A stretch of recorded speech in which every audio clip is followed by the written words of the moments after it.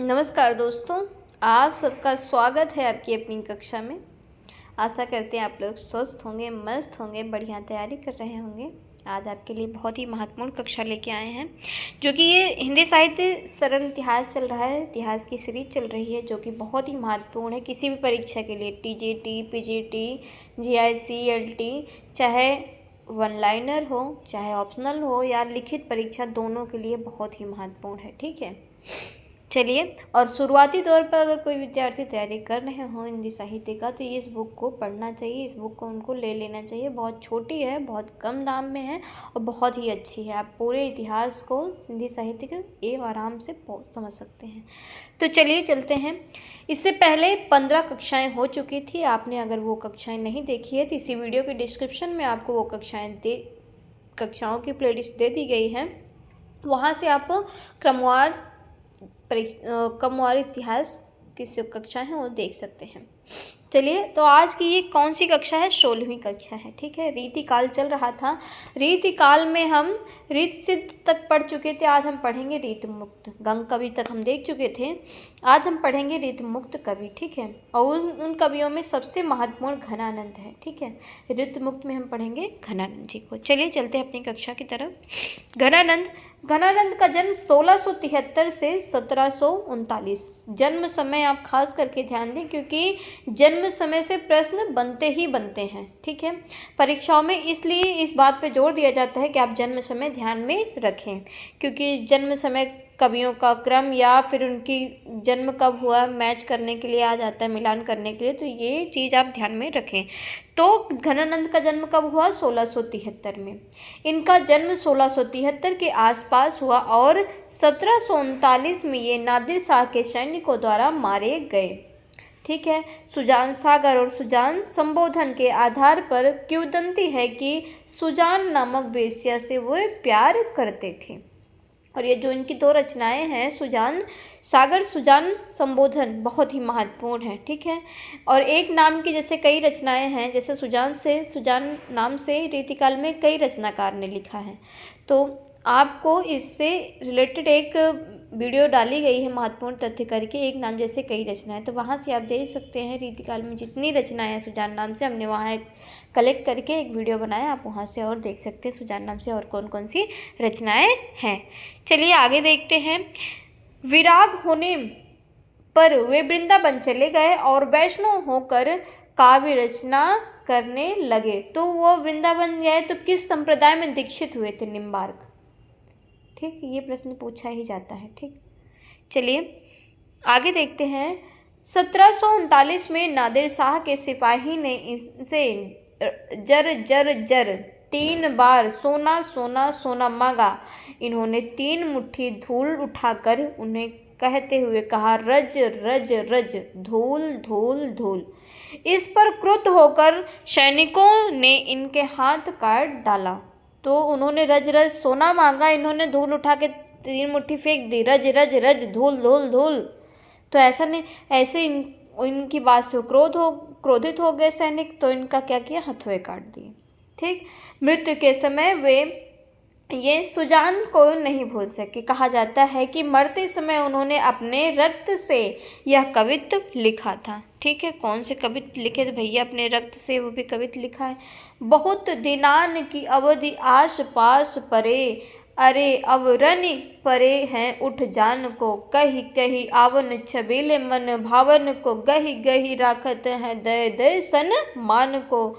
झूली बत्ती यानी की पत्यानी ते उदास हो गए, अब न घिरत धन श्याम निदान को।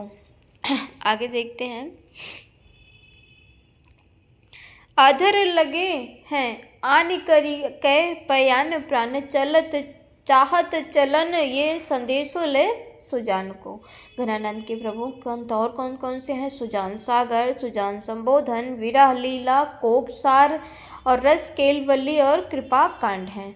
तो ये कोक सागर पद्मावत की रचना, जायसी की रचना पे है। ठीक है, तो जैसे किस रचना का आधार लेकर इन्होंने कोकसार लिखा, आप हमको कमेंट करके बताएं। ये प्रेम की मस्ती विशेषता वियोग श्रृंगार के कवि हैं। शुक्ल के अनुसार प्रेम मार्ग का ऐसा प्रवीण और धीर पथिक तथा जवां दानी का ऐसा दावा रखने वाला ब्रजभाषा का दूसरा कवि नहीं हुआ। बहुत ही महत्वपूर्ण पंक्ति है ये शुक्ल जी की, मतलब रामचंद्र शुक्ल जी की। ठीक है, क्या है, फिर से दोहरा देते हैं। प्रेम मार्ग का ऐसा प्रवीण और धीर पथिक तथा जवां दानी का ऐसा दावा रखने वाला ब्रजभाषा का दूसरा कवि नहीं हुआ। बहुत ही महत्वपूर्ण है। ठीक है, आगे देखते हैं। घनानंद प्रेम के गंभीर कवि हैं। वियोग में सच्चा प्रेमी जो वेदना सहता है, उसके चित्त में जो विभिन्न तरंगें उठती हैं, उनका चित्रण घनानंद ने किया है। घनानंद वियोग दशा का चित्रण करते समय अलंकारों रूढ़ियों का सहारा लेने नहीं दौड़ते। वे बाह्य चेष्टाओं पर कम ध्यान देते हैं। वे वेदना के ताप से मनोविकारों या वस्तुओं का नया आयाम अर्थात पहले ना देखा गया उनका नया रूप पक्ष देख लेते हैं।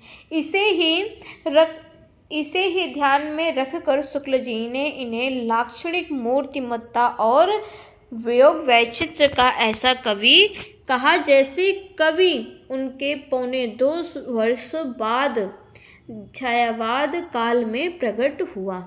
तो ये लाक्षणिक मूर्तिमत्ता और प्रयोग वैचित्र किसके लिए शुक्ल जी ने कहा, तो घनानंद जी के लिए कहा है।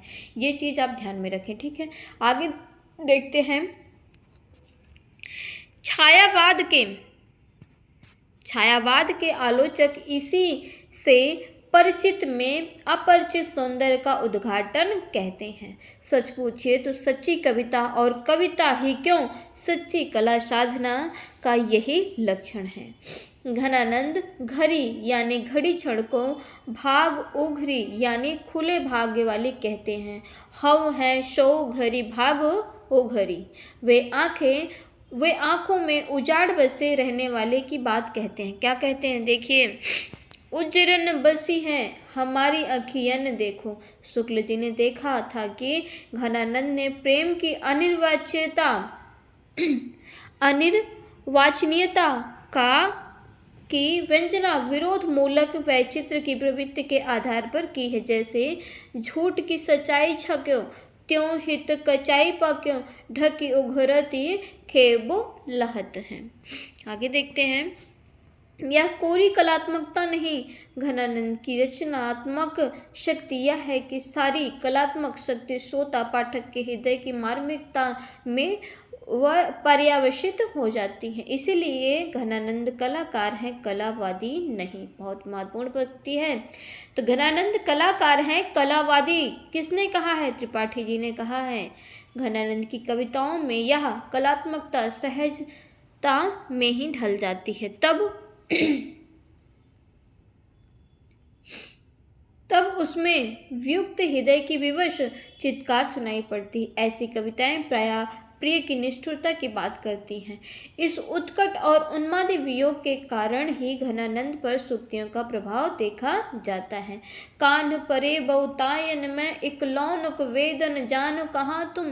घनानंद पढ़े लिखे काव्य मर्मज्ञ कवि थे। फारसी अवश्य जानते होंगे। उनके काव्य पंक्तियों में संगीतात्मकता है। जैसे इन पंक्ति में मृदंग की ध्वनि आनंद निदान सुख दाने दुख यानी दय, किंतु वे इस कलात्मकता को ऊपर उठाकर शुद्ध और निरीह भाव भूमि पर पहुंचा देती हैं। उनकी कविता एक महान विषय प्रेम से जुड़ी है। शुद्ध प्रेम के तत्व को कलात्मकता जकड़ कर रुके नहीं रह पाती। अगर यह अनुश्रुति ना होती कि सुजान दरबारी नर्तकी थी, तो घनानंद संभवतः भक्त कवि माने जाते। ठीक है, आगे देखते हैं। घनानंद समाप्त होते हैं। आगे हम देखते हैं अगले कवि को, आलम को। ठीक है, 18वीं सदी आलम को। ठीक है, तो ये किस कवि है, रीत मुक्तक के कवि हैं आलम। आलम का काव्य ही नहीं जीवन भी स्वच्छंद और मुक्त था। वे ब्राह्मण थे, पर शेख नामक रंगरेजिन के प्रेम में पड़कर उससे विवाह कर लिया था। शेख रंगरेजिन स्वयं सुकवित्री थी और इनका प्रेम इनका उनसे प्रेम कविता के कारण हुआ था। ये 18वीं सदी के कवि हैं। शेख की काव्य चातुर्य और वादिकता के विषय में अनेक अनुश्रुतियाँ प्रचलित हैं। आलम औरंगजेब के पुत्र मुअज्जम के आश्रय में रहते थे। इनकी कविताओं के संग्रह का नाम आलम केली है। बहुत महत्वपूर्ण रचना, बहुत बार पूछी जाती है रचना आलम केली। उसमें आलम के साथ शेख के भी कवित्व हैं। मध्य युग के कला के क्षेत्र में किसी दंपति की इतनी एकता कम दिखाई पड़ती है। जिस प्रकार वे जीवन में व्यर्थ बोझ उतार फेंक सकते थे, उसी प्रकार काव्य में केवल सार्थक वक्तव्य के सहारे मार्मिकता पैदा कर सकते थे। अलंकार आदि का बोझ फेंक कर आलम प्रेम की दीवानगी के कवि हैं। वे घनानंद रसखान की कोटि के कवि हैं। मनोवेग जीवन के सामान्य आचरण से व्यक्त होता है और संयोग और वियोग में क्या अंतर पड़ जाता है, इसे कवि ने बाह्य आचरण द्वारा चित्रित किया है। जाथल कीन बिहार अनेकन ताथल काकरी बैठ चुनो करे, जा रसना सो करी बहुबातन ता रसना सो चरिता गुण्यों करे। आगे देखते हैं।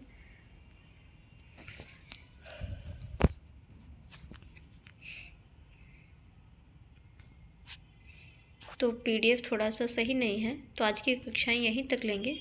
आगे हम अगली कक्षा में देखेंगे, इसका थोड़ा सा चेंज है। चलिए धन्यवाद दोस्तों, मिलते हैं आपको अगली कक्षा में।